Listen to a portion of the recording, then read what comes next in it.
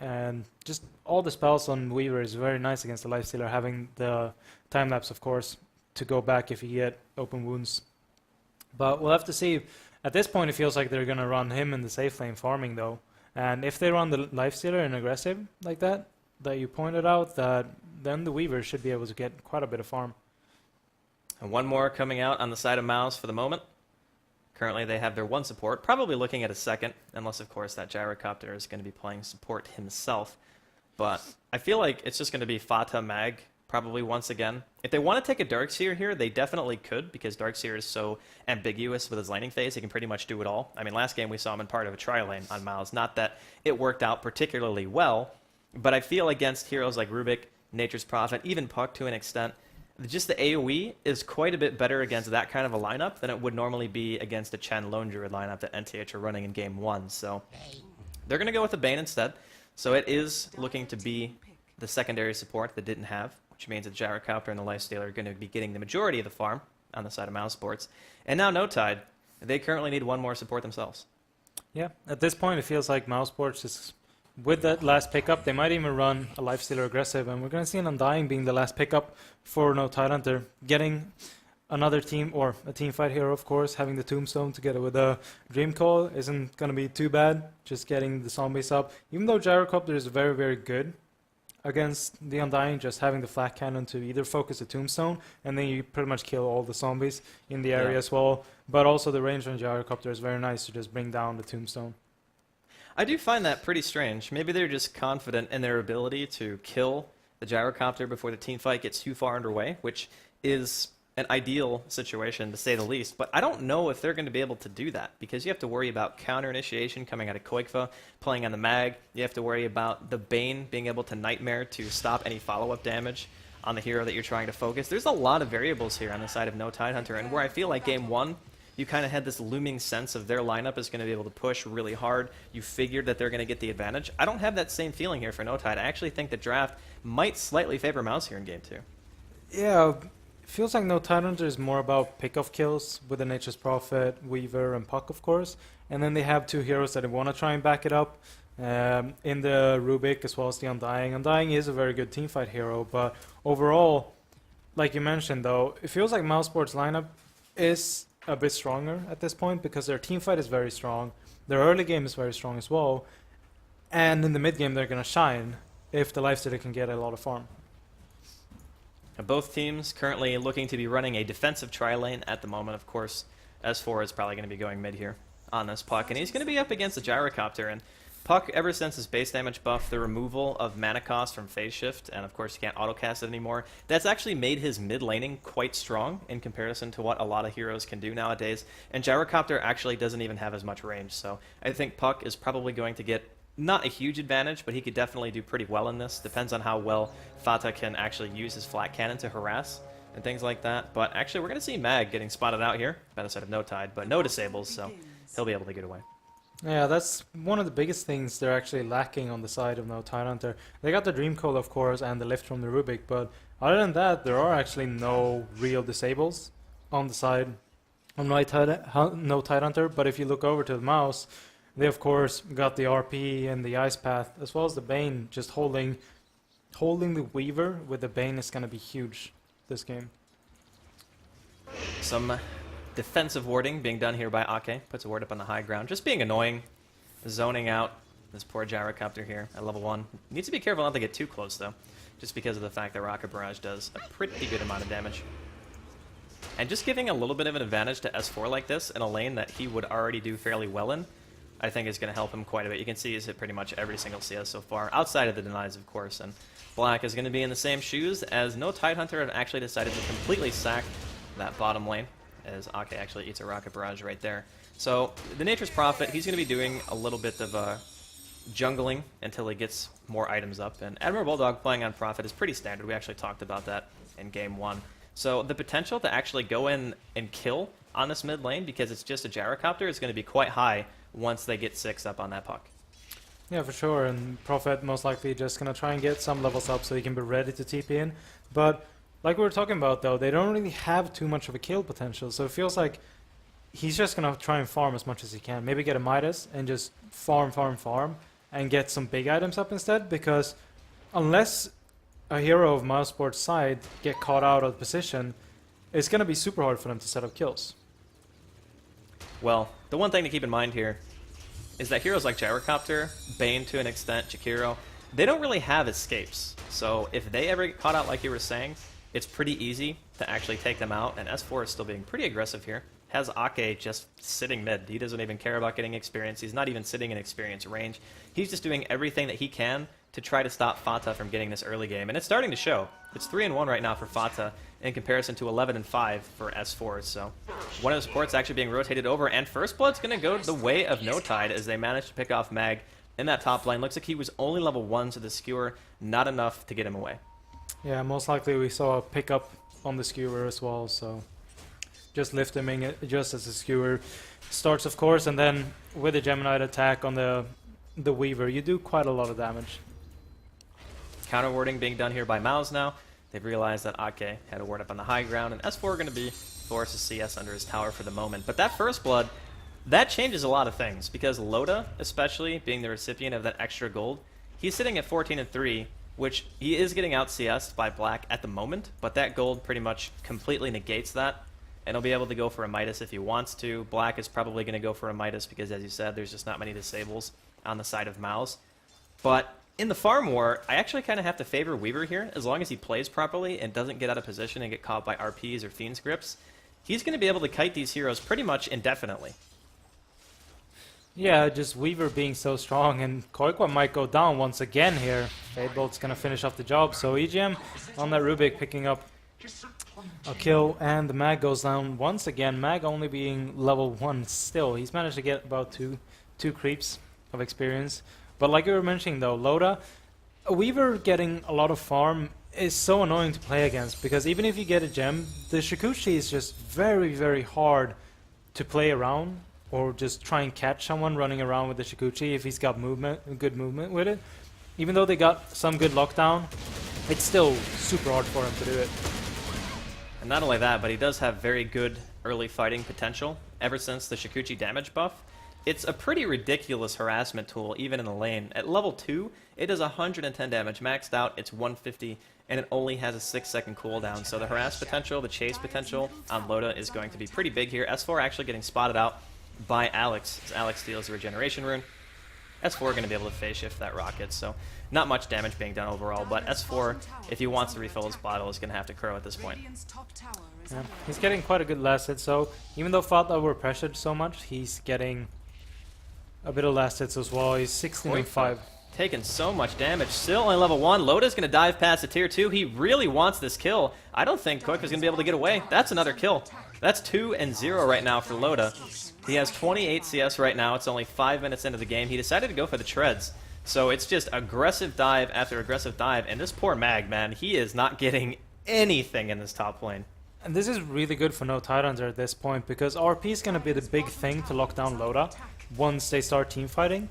And delaying that RP as much as possible is just going to help Loda get more farms and maybe be able to survive the RP if he can manage to get either a butterfly or a hard up. Not like too fast, but just getting it in the future without getting locked down in too many RPs on the way there is going to be big for him.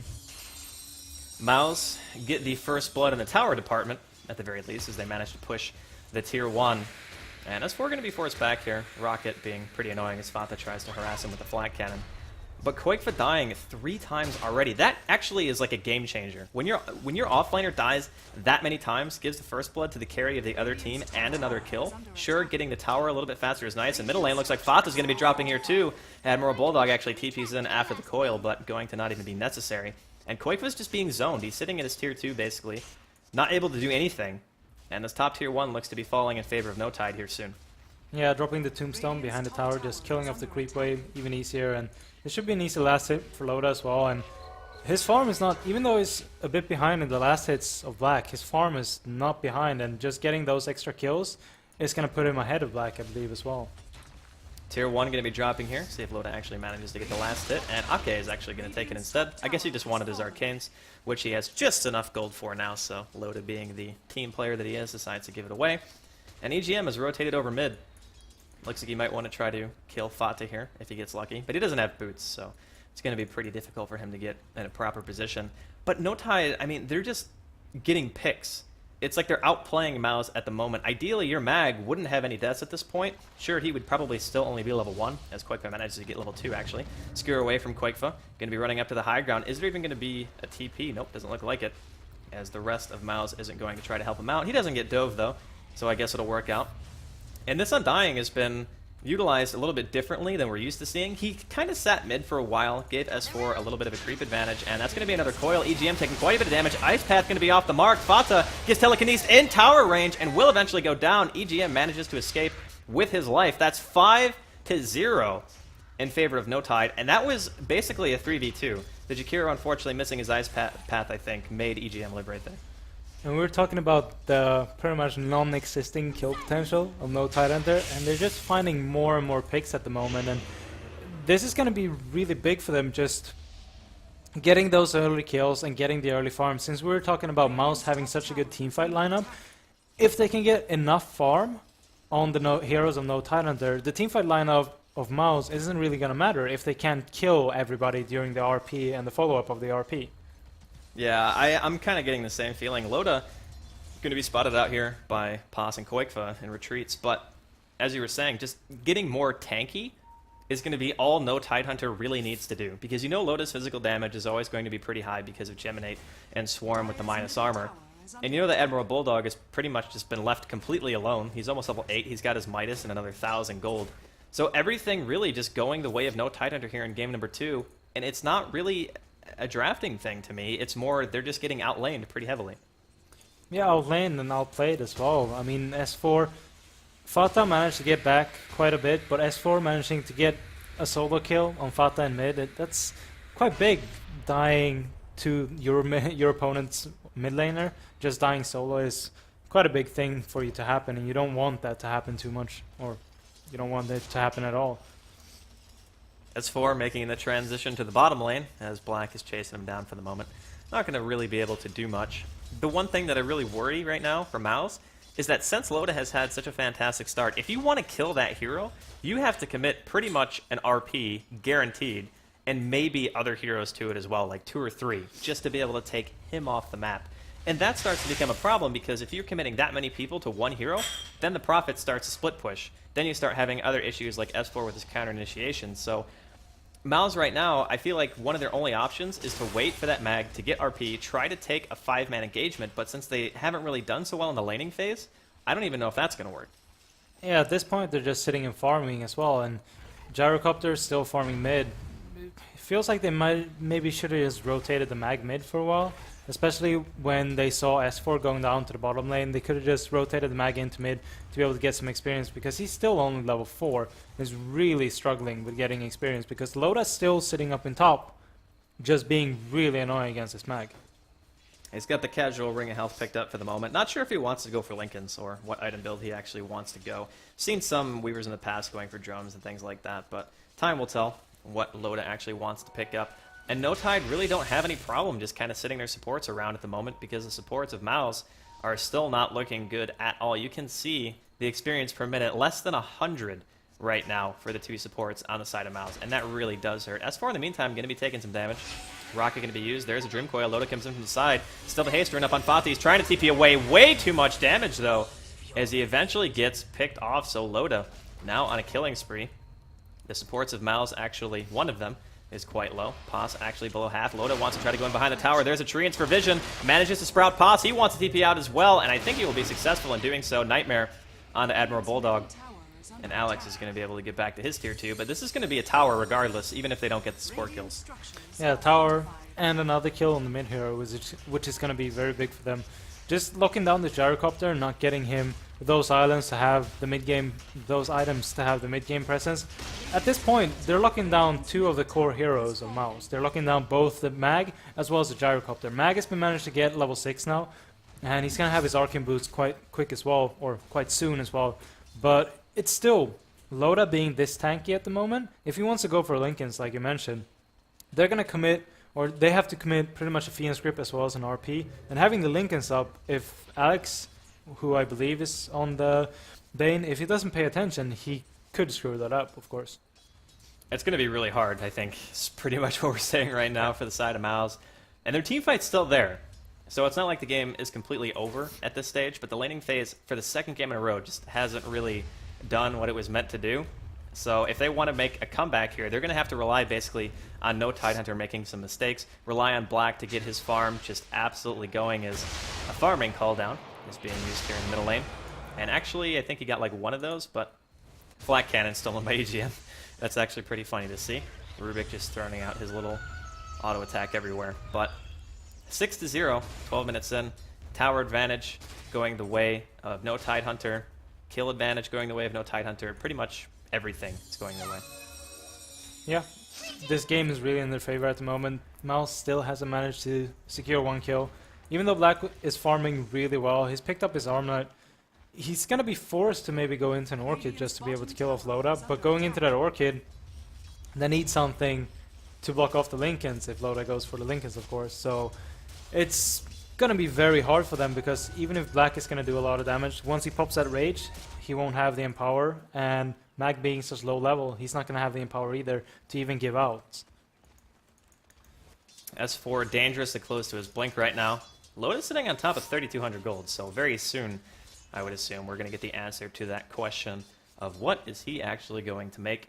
And you can see the positioning of No Tide right now, purely aggressive. The only person who's not actively pushing right now is the Nature's Prophet, because he can teleport wherever he needs to be. And he's basically just trying to be as efficient as possible, leaving that Undying in the solo lane bottom to be able to soak up some experience.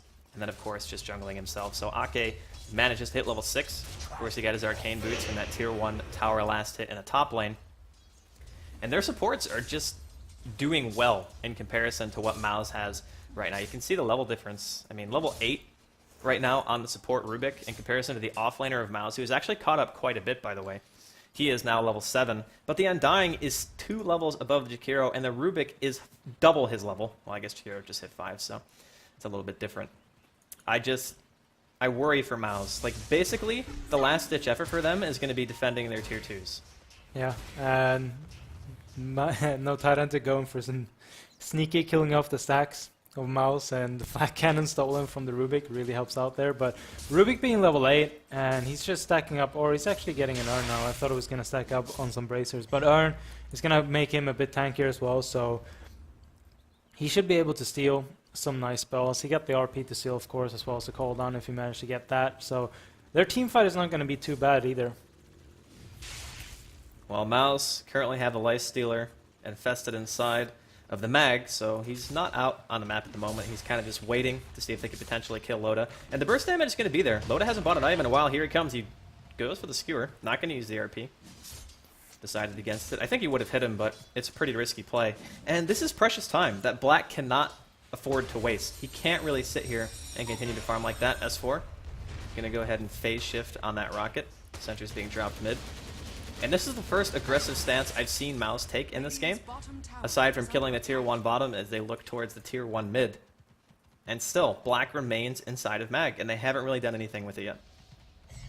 Yeah, like you were mentioning though, Black losing quite a bit of farm. He's still ahead of Loda, but Loda having those early kills probably puts him ahead in net worth. He's actually almost 1,000 net worth ahead of Black, and just Black sitting inside of Koikwa right now, losing a lot of farm. He's going to jump out, go for some farm instead. I think this is pretty much the only choice he could make. If he had sat in there anymore, it would have been way, way too much farm loss for him. He could have probably still been ahead of the net worth, but you can see that Admiral Bulldog, S4, and Loda are all pretty much at the same. And then everybody below that is so far below that it's almost halved in value. As EGM is going to get spotted out here in the lane. Telekinesis from Black, or on Black. And there's not going to be a rage popped or really any aggression at all. I thought they would just kill him, because that looked to me to be a free kill. Yeah, a bit surprising. FS being stolen now by Rubik, as S4 is actually moving in as well. They got some good aggressive wards, so they might try and look... Blink finish on S4. Paw's going to be in some trouble. Dreamcoil comes out. EGM gets hit by an Ice Path, but that is a very, very dead Jakiro. Black wants to try to get a rebuttal kill, though. Walking up into EGM. There's the open wounds and the rage. EGM actually infests inside of Ake right there to try to do a little bit extra damage. But we can see right now how tanky and how much damage Black can actually do. Koikva comes in. He does have that RP still. Skewers past the Minotaurs, but unfortunately not going to be able to get S4. So They react a little bit. They managed to go 1 for 1, but ultimately, this push in the top lane is going to put NTH even farther ahead, because if you look at the map right now, for Mouse, the only person able to pressure any tower is mid, and Fata could be going down here. He might be able to get the tower, but will he pay with his life? He has the illusion still on. Is anyone going to turn around to deny that tower? Doesn't look like it. Eventually, they will turn around. Wow. Literally 1 hit left. That is unfortunate. Yeah, and Loda's still just stacking up on gold. He's got almost 5k gold stacked up right now. And at this point, it's just, what is he going for even? Because he's got more than enough. He wants to finish off with Lincolns. Maybe he wants to go for a straight butterfly. Who knows? I don't know. Could be the Fear Weaver who goes for the AC and the Desolator. I mean, it works because it's so much minus armor with the Scarabs that you just evaporate supports, and even the Lifestealer has a hard time killing you because of the bonus armor that you get. So eventually we'll be able to see it. Rage stolen by EGM, as Black is currently farming in a dangerous position as he is the carry. And he is rushing that Orchid. That's something that Black actually likes to do quite a bit against heroes like Puck and Weaver, just because of the fact that when they're silenced, they basically have no mobility, and they're very, very easy kills. Rage going to be popped by Black, going to be forced to TP out, so even more farm... Oh no, he canceled it actually. Canceled his TP and just casually walks away. So I was going to say, that's more farm lost if he actually goes away, but he decides not to. And top lane looks like they're initiating onto Loda here. Managed to pick him off with the RP and the call down. So there's the burst that we were talking about, and Loda picks up a Radiance. Interesting choice. I'll be honest, I haven't seen a Radiance Weaver in ages in competitive play. Yeah, like TA1 maybe? Yeah.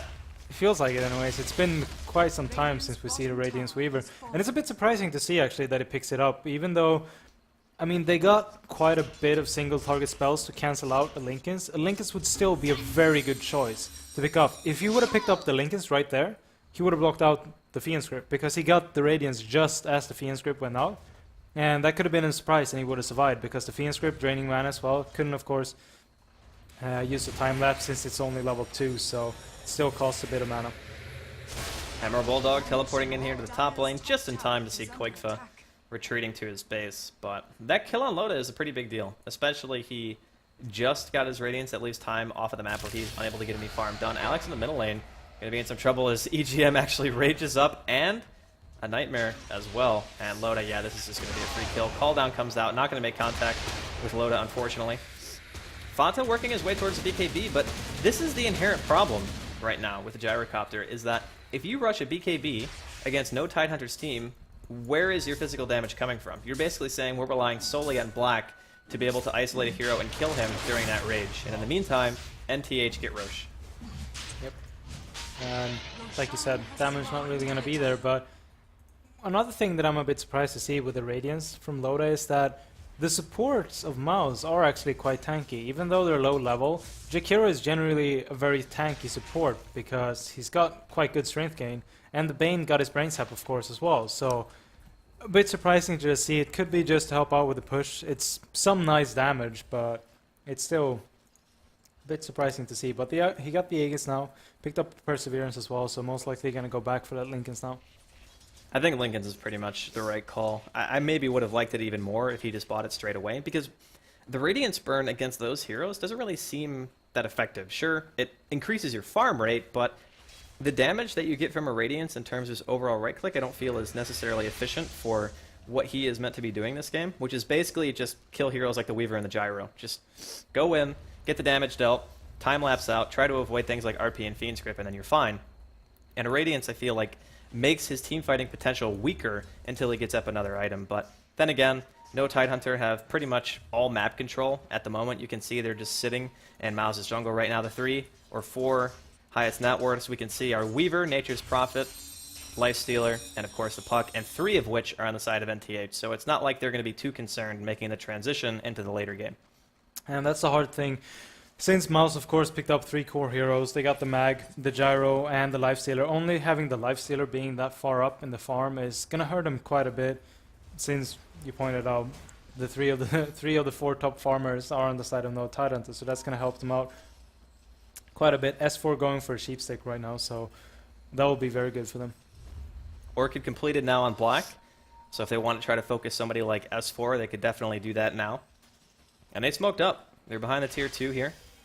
Koikfa finishes his Blink Dagger, and there is a Lifestealer inside. So this could be the opening that Mouse needs. This could be the turning point of the game right here. If they manage to even get a couple of kills, this could be really big. Oh, nice Sentry placement from No Tide. They already know what's coming. The smoke up behind. Everyone immediately reacts and gets out. Oh, man. That hurts so much if you're Mouse. Like, using that smoke, thinking you might be able to get the kill. Sure, they're going to be able to, at the very least, counter ward now, but that's just more time wasted. Yeah, really nice play from them, and the immediate reactions, of course, to just TP out. And this opens up more room for Bulldog, as well as Loda to just farm up, since they had Ake, EGM, and S4 being the ones that pushed down in bottom lane. It's going to help out, and RP. Oh, solo RP on Loda. Lifestealer still inside. That is a free Aegis. EGM sitting on the low ground, looking to try to help out any way that he can. Ice Path actually way off the mark. The Fiend's Grip is going to be there, though. Loda going to die twice. So they managed to get the Aegis. They managed to pick him off. Loda pretty much in no man's land. EGM pops the Ghost Scepter, gets Brain Sapped, able to get the Telekinesis onto Black. Here comes a Shockwave. The urn is still there, and I believe that's going to be a very dead Rubik. S4 in the meantime manages to escape, but they kill Loda, they kill EGM, and Mouse, they're not done yet. Yeah, that just shows their big potential for team fights, and that also shows that the Radiance wasn't really that good of a pickup, because he didn't survive the team fight because of a Radiance there. With the Lincolns, he probably wouldn't have been Orchided, so he might have been able to get out a bit faster. Going to be in some trouble. I don't think S4 is going to go for it, though, yeah. Sorry for interrupting. I thought he might actually go for the kill. It's fine, but yeah, the Lincolns, he probably would have got Fiend Script in the end, but still, not having the Orchid either is just, or getting Orchid as well, is hurting him quite a bit. And we talked about it earlier with just them having to tank up, because you actually saw the team fight potential of them there. Just the burst they have, as well as the damage from Black, is quite big, and it's a lot of damage. So tanking up their heroes is a bit more important than going for more harm, in my opinion. Well, he's back up to 1,300 gold, so if he wants to go for a Lincoln's, he'll be pretty close, only about 2,300 away. The Hex getting finished on Puck is going to be the next big thing for No Tide, because if they can get a Hex, they can isolate the Lifestealer, maybe focus him down before he's able to do anything like Rage, or potentially just have it for an interrupt on things like Fiend's Grip, because you know Loda is going to be the target in a lot of these fights. So it's not like Mouse are completely out of it just yet. I just didn't really expect the laning phase to go so poorly for them, and they're starting to make a bit of a comeback, but the net worth still pretty much reflecting at how much more No Tidehunter is continuing to farm. So if Mouse want to stay in the game, they pretty much have to keep playing aggressive, keep abusing the Lifestealer and the Mag RP combo, which they're currently doing right now. And yeah, the gold graph is just indicative of what we've been saying. It's just No Tidehunter are farming more than them. Yeah, having the Nature's Prophet, of course. Oh, Bulldog comes in with the Shadow Blade. Is he actually going to go for this? He is really scared. He might not know the Lifestealer is inside. The Shadow Blade's going to be wearing off. There's the Orchid. The ultimate comes out as well. Admiral Bulldog doesn't realize it. Black is currently here, but he's still going to get the kill. Admiral Bulldog is going to die as well, but Mag off the map. That means that Loda is going to feel at least a little bit safer for the time being. That must be such an oh fuck moment. You just see 3 kills, and then suddenly a Lifestealer. That is a sad time right now for yeah, Admiral Bulldog. He managed to get the kill, though, and Puck actually cleaning up a kill on Fata. In mid, it looks like both EGM as well as Ake was there as well to help out getting a kill. So getting 2 heroes off the map, Bulldog going down. He still has the Midas though, so his farm isn't really hurt too much of dying, since he can just pretty much recover quite fast with the Midas. So at this point, you were saying that both the teams, or MTH, are farming just so much more, and that's one of the biggest things, just having the Prophet. Even though he's not been too active, he's 1-1 and 2 actually, in total of 10 kills. So he's not been helping out too much, but in the meantime, he's been farming and just trying to get big items that's going to help him in the later stages of the game. Net worth, man, 12,500, and that's with him just dying after he killed Koikfa in the woods. So he's actually pulled ahead in terms of overall highest farmer in the game right now, but things have kind of slowed down quite a bit. Admiral Bulldog going to be trying to do some split pushing in the meantime. It's 5-10, so not necessarily the most action-packed game. 2 immediate reaction TPs coming out of Mouse, see if they could potentially pick him off. And they do have detection. And Black still farming away. He's level 17.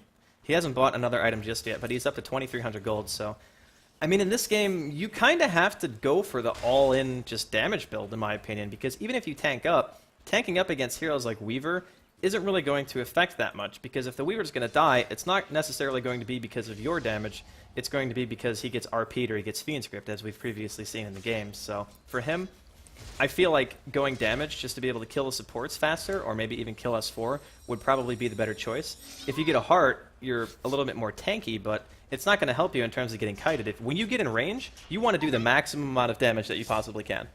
Yeah, I mean, Undying is not going to be too much of a factor in the team fights. I mean, he's a good team fight hero, but against the team they're playing against, or against the setup that Mouse has, it doesn't feel like Undying is going to add too much to the team fight. So, like you said, either killing off S4 really fast, or killing off EGM on that Rubik could be very big for them as well, since Rubik can of course steal the RP, as well as stealing the cooldown could be very big in the fights as well. So getting at least S4 or EGM down before the fight starts, or just as fast as possible in the fights, could be very useful for them in the big team fights. A BKB almost done here on that gyrocopter. I actually think he did finish it, so Fata going to have that for the next fight. And in the meantime, S4 gets his Hex. So 2 really big items, 1 picked up by each respective team. As Mouse are looking to push top, Rock going to be chasing down Loda. Black sitting on 3,200 gold now. And they're going to be pushing into the tier 1. No Tidehunter, not going to choose to fight this at all. Admiral Bulldog is doing his best to split push, but it's starting to get a little bit scary because it's now almost 30 minutes into the game. Undying is going to be teleporting in, Pots with the Ice Path. It will make immediate contact. Black gets a tower kill. Ake just going to be completely evaporated, and the Fiend's Grip onto Loda, but it gets cancelled. Alex now going to be dropping, as well as Fata. Just the damage output on the side of NTH is a little bit too much. The rocket is going to hit EGM. Black so low, will eventually get picked off, and that is a very, very fast 4 heroes down. There was no RP, no blink, anything used during that engagement, and Mouse pay for it dearly. Great positioning coming up from Admiral Bulldog there. I believe it was his Orchid that actually stopped the Fiend Script straight away when it was casted. So since they don't, like we pointed out earlier, they don't really have too much lockdown. It's just great play overall from NTH. And Ake being the only casualty is very big for them. Since Koikwa, like you mentioned, he didn't actually use the RP. He's going to miss the skewer in mid. They're going for the skewer. The Orchid and the Hex are both there. S4 wants to get the damage out. The Ice Path's going to land, though. Koikva's still alive for the moment, and he uses an RP and lives. So Koikva, 20 health or so. The tower ends up going down in favor of no Tidehunter, no deny, but still, that is kind of a bummer for S4. Yeah, I mean, especially since it was only 1 hit from killing him as well. Yeah. That was just needed to hit him once more, but he kind of just tried to run away instead, and yeah, getting a good kill though on S4. It's always nice to be able to get that kill, though RP being used like you said. But I started to think about it now though. The Radiance pickup on Loda isn't too bad to finish off the Lifestealer in the end. Just forcing him to not being able to... What? Nice copy and pasting, Mike. That is some sick stat updates from the good studio right there. Only 1 in 100 people can lick their own elbow. How do you even... Look at that timestamp on it, man. We're getting these updates on How do you even know that? Like, what kind of plethora of useless knowledge do we have within us in the studio? I guess the answer is... I don't know. It's insane. Man. But yeah, like I was pointing out, the Radiance is going to help picking off Black, since he's not going to be able to armor toggle if the Radiance burn is on him. So, in theory, it's a nice pickup, but still, he died so many times right after picking it up, so it was still a bit questionable. If an armlet toggle makes or breaks your game, I think you have different issues other than what item you're going to be going for in that case. So, True. I mean, you're right. You're definitely right that it makes it difficult to armlet toggle, but if he's already so low that he's being forced to do that, we saw the last fight, he was one of the last ones to die, but the rest of his team was just evaporated by the damage output of NTH, and Lincoln's now done on him anyways, so no real matter. Has a double damage rune. It's going to be a free Roshan coming out for no Tide. Loda going to be receiving his second Aegis of the game. And Admiral Bulldog getting pretty farmed as well. You can see there's no vision basically on the side of Mouse. Even if they had vision, there was no RP by the time the Roshan actually died because they used it solo on S4 in middle lane. So 7-14, 30 minutes in. The net worths get a little bit more skewed in no Tidehunter's favor as time goes on. The Gyrocopter is actually catching up a bit, but I mean, he's only got 8k net worth, and it's 30 minutes in, and that was a mid Gyrocopter, typically a hero that gets probably the second or third most amount of farm on the team. And what's most surprising is that even though he got locked down quite a bit from the start, just Ake being in mid and being really annoying, just spamming that decay, as soon as Ake left, he managed to catch up on the last hits as well. But then he got caught out, died, he got killed under S4's tower, I believe. He actually went in for Rocket Barrage, and S4 dodged most of the damage, because there was a creep wave there as well, and then managed to get a solo kill, but he's 1-5-1. So he's died quite a bit, and that's one of the bigger reasons why his net worth is so low, because he's keeping up with last hits. He's still on 163 last hits, but his net worth is still 3k behind S4. Loda currently manning up right now. And Enfeeble is actually pretty annoying, especially you can't really get rid of it. Alex actually going to be telekinesis here, could be in some trouble. Nice telekinesis stun actually on a Koikfa, and he gets orchided before the skewer can go off. Now Black inside of the base, taking quite a bit of damage. Loda goes into melee range and then immediately uses the time lapse out. S4 currently phase shifted, losing quite a big chunk of his HP. Buyback on Koikfa, and of course Lifestealer so unbelievably low from that armlet toggle. Wish the Radiance Burn was there to manage to finish him off. Now Pos going to be trying to man fight Loda. Don't think it's actually going to work as he manages to get a kill, but gets skewered into the base. Koikfa still has RP. This is going to be Loda dead twice. Oh man, this is so bad. The Orchid's there. Actually, RP might not even be necessary. The Shockwave, is the Orchid damage going to be enough to get the kill and the call down to steal it, but they do lose their racks in the meantime. Admiral Bulldog able to use teleportation out, go back to the top lane, and continue his counter push, but man, that skewer from Koikfa definitely made up for the previous one. Ake going to get open wounds here. Definitely not going to be able to make it back to base as Black secures himself a kill. Black picking up a Bastion now. Oh, and a Blink Dagger is being picked up on EGM. So his support is getting quite a bit of farm, man. If he can steal an RP and counter initiate with an RP on Black, that's going to be really big for them. But overall, the fight kind of going the way of MTH. Even though they managed to pick up 2 kills in the end, Mouse, they still lost one set of racks, and the range racks almost went down as well in bottom lane. So at this point, no Tidehunter, still having quite a big lead. It's going to be tough for Mouse to come back, but let's also keep in mind that even though NTH had a pretty significant advantage for that push given the ages, it was pretty much wasted. S4 looking for a courier snipe, one more hit, yep, going to be able to pick it off, and that's a Demon Edge that Fata is not going to be able to have, which he desperately needs that extra damage at this phase. We talked about how Gyrocopter needs a lot of farm, he needs a lot of items to be able to actually deal damage in the late game. He hits for 137. That's not necessarily the most scary Gyrocopter I've seen in a 33-minute game. No, it's not going to do too much damage, especially when Flat Cannon, of course, not going to do much damage, and then both supports on the side of No Tidehunter actually got Ghost Scepter, so his damage output against those are going to be the Rocket Barrage or the cooldown. So at this point, he's pretty much a non-factor in the team fights. The big ones in these team fights are going to be Alex, Koiko on that mag, and then Black, of course. Well, we'll see if Mouse can manage to put together any more team fights. The RPs, for me, haven't really been there. It's pretty difficult to land RPs against mobile heroes like Puck. You have Weaver. Admiral Bulldog can teleport into a fight, just randomly Orchid you or hit you and stop your blink.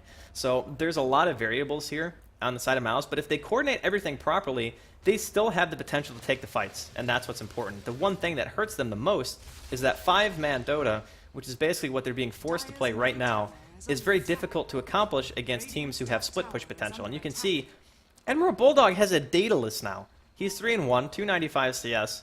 He's level 21 in this game, and his net worth is now towering over even his teammates is worth like 6k less. So his damage output is just insane. If he tries to split push, it's going to be really fast. Didn't he just pick up the Manta or something? Like he had the 4 Manta minutes ago or something? Yeah, I don't know. He just magically had close to 6,000 gold. Though he was pushing the top lane from pretty much their own tier 2 down to the base of Mouse, so getting a lot of last hits, but still, his Nature's Prophet is getting so huge at the moment. He's going to do a lot of damage in team fights, and with the positioning he had in the top fight as well, if he can have that once again. Oh, RP used on Loda. Immediate reaction coming in from EGM. He manages to steal an RP of his own. He hits Black and Koikfa with the Fiend Script's going to be there, so Loda will eventually drop as Koikfa manages to get out of the Sprout. Fata pops to BKB, but he doesn't have a team. Suddenly realizing how farmed Admiral Bulldog is, just absolutely disintegrates. Alex going to be in some trouble after the coil comes out. S4 actually not able to get the kill quite yet. Gem on the ground as Black eventually goes down. Pos is going to follow suit, make it a triple kill for Admiral Bulldog. And the damage output of this Prophet, I think, has just been experienced firsthand by Mouse. Wow, the damage output there. Fata trying to go man mode against him without any damage items whatsoever. Jeez, Black, Wow. just not even a chance. Ultra kill for Admiral Bulldog. I think, yeah, the GGs just come out from Mouse, and that of course means that NTH are going to go 2-0 in this best of 3, but I gotta say, in the second game, I really did think that Mouse's lineup had the potential, but when you start off the game, in the first 10 minutes, your offlaner dies 3 times, giving the first blood to the carry, an additional kill, and you don't really get much done in other places. It's really hard to come back from that. Yeah, it's just so hard, and the way they played it out as well, just keeping pressure on every lane, pretty much let Admiral Bulldog to just farm as much as he wanted. And you could see that in the last fight, how strong he actually was with the damage output. But just, he didn't have to join the other fights because they were playing so well and really just outplaying Mouse, having better rotation. So overall, they just great play from No Tidehunter, and like you said, even though we both thought that Mouse actually had the better lineup with teamfight, mid-game, and pretty much everything, damage output as well, No Tidehunter just playing it out really, really well. I think Admiral Bulldog's going to have to get my MVP for this game, just because he did pretty much what he was meant to do. It's pretty easy to play Nature's Prophet when you're winning and get over-aggressive, do basically what Loda did, lose his Aegis inside of the base, and then, you know, your team still gets the racks out of that, which is fine, but he was exactly where he needed to be in every single fight. His positioning was always good. He had 1 death. I mean, 1 death in a game that long, even with that kind of team fight composition. They were committing a lot to Loda, which is one thing, but ultimately, I mean, that was pretty much all No Tide all the time there in game number 2. And of course, once again, we are joined by none other than Bruno the Statman and Scriff. What did you guys think of the game? Well, I mean, to say it was a really exciting game would be a bit of an overstatement. Yeah, maybe. But I mean, I had fun watching Loda Fountain Dive. When the Aegis... He didn't fun He tonight. was got feeling dragged manly in that there. game. Well, yeah, I mean, yeah, accidentally, but the result was the same, right? Yeah. Anyways, yeah, as I say, Admiral Bulldog has been on the spot, and I mean, it seems that every time I watch Mouse play, one of 2 things happen. Pretty much, well, I mean, to be honest, they lost every single game at Dreamhack Invitational, right? But the thing is, other than that, one of 2 things happen. It's like they try to contest Black Farm, or they just leave him alone farming on their own, and just by sacrificing the lane, they get something like, well, lots of items on that Fury, and they went to the jungle, and something different. And I think that Mouse really cannot respond to that, to actually having, okay, you're really good at having a player that can get farm no matter what the consequences are, no matter what the conditions are. So if you're really good at actually getting farm on that hero, on that player, just leave him, whatever. There's no point in actually trying to contest that, because he will get it eventually. Anyways, and just try to put pressure on the other lanes. Win the lanes with the let Loda get some farm on his carry, win the mid lane, just try to get some control of the supports, disregard Black at all. And it's really hard, because I haven't seen anyone from the team actually step up when Black can't actually do all the work by himself. So I am sure that Mousesports know that they have lots of stuff to work with in the future. And one of the things will be that, particularly, just someone has to step up. In the past it was Kurokai, when he played for Mousesports. There was a person that sometimes he played in support roles, so not a really high impact heroes, but the fact that he was there, that he could lead the team, that he could actually make things happen and just direct everyone. I think that Mousesports are lacking someone like that now, and just because of that, they couldn't actually capitalize on any of the 6 games they played in Dreamhack Invitational. Yeah. So yeah, kind they're of agree. finishing in the 4th slot Yeah. with just 3 losses. Hurts for them, I guess. Yeah. It's a bit of a bummer. You guys can see it right now. Mouse 0-3. I don't even think they won a game, did they? No, they didn't even win a game. Yeah. And what happens now is really interesting, because we have Dignitas and Fnatic playing right now. If Dignitas wins, there's a triple tie in points, like in records. Everyone will be 2-1. But of course, the way the tiebreakers work is, first we compare map record, and then if the map record is tied, we compare the head-to-head. Fortunately for us, for everyone, there's no way to actually have a 3-way tie that Right. actually cannot be tie broken. That's good. Bricken. So I think I have something here from Mike, which is really useful. So, okay. The situation right now is this, right? If Fnatic wins, it's really easy because we'll have one team with 3 wins, one team with 2, one team with 1, one team with 0. So the final score will be like this: Fnatic, NTH, Dignitas, and Mousesports. Mm. But if Dignitas wins, then 2 things can happen. If they win 2-0, if they win 2-1, which is what I have here heard, NTH comes first because they have the upper hand against Fnatic because they won versus Dignitas 2-0. Then Fnatic comes second and Dignitas comes third. And if they win 2-0, actually Dignitas can come out second, Fnatic comes out third, and NTH comes out first. So pretty much any of these teams can end up on any rank between 1 and 2 and 3, except for Dignitas, which can't get number 1. Mm. So Dignitas is competing for the second slot, and Fnatic and NTH are competing for the first slot. Whoever doesn't win will get the other one that Dignitas didn't get. So a bit complicated, lots of different scenarios, but bottom line is Fnatic and NTH can now be the top of their team, and Dignitas is competing for second place. Right. Well, it should be an exciting match, of course, as we already mentioned during the beginning of the broadcast. As it stands right now, Dignitas have 1 up over Fnatic for the next series, and I believe that's 2100, and when that's going to start. So we're probably going to have a break, and by probably I mean definitely, because there's no way that I personally can fill an hour and a half of space with just Bruno. But Mingles! So I'm getting the Wait. go ahead from Mike. We're waiting. What are we waiting for? We're waiting for Mingles. Is she actually going to come up here? It's here. down I didn't see there. her. So Mingos. Hello, Mingles. Of course, as many of you know, Mingles currently had many babies and Yep. probably doesn't want to be picked up, but here she comes anyway. Hi Mingles. Cat. How are you? Hi, Mingles. I want to go out, she says. Yeah, she probably maybe. wants to. She was out a little bit earlier, but I do want to talk a little bit about the next best of 3 while we have time, and then we can talk a little bit more about it when we come back live. But Dignitas versus Fnatic, I think people are still going to favor Fnatic in this, but it's harder to come into a matchup knowing that you have to win 2 games in a row, basically. If they lose 1, then Dignitas just come out ahead. Yes. But I mean, I wouldn't just overlook Dignitas. Didn't they win yesterday's Rhythmix Russian Dota 2 League? It's really hard to say. Rhythmix Russian Dota 2 League. Yeah, They won the finals versus Virtus Pro, if I'm correct. Yes. So, I mean, yeah, they haven't been playing the best at Dreamhack Invitational, but they actually took 1 game from Mousesports very convincingly, and they demonstrated that they could defeat Virtus Pro, which is, of course, also the Defense 3 champions. So, I mean, they're in top form at the moment, and I wouldn't be surprised if they can actually snatch the victory from Fnatic's side. Fnatic had some strong showing though against VP in the finals in the defense. In the defense, yeah. They had 2 games, like the 2 games they won in the defense, they just steamrolled VP. Yeah, exactly. So if Fnatic can like play their A game and everything clicks for them, they just play perfectly. So it's gonna be nice to see. Yeah.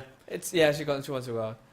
And yeah, it's really interesting because I was going to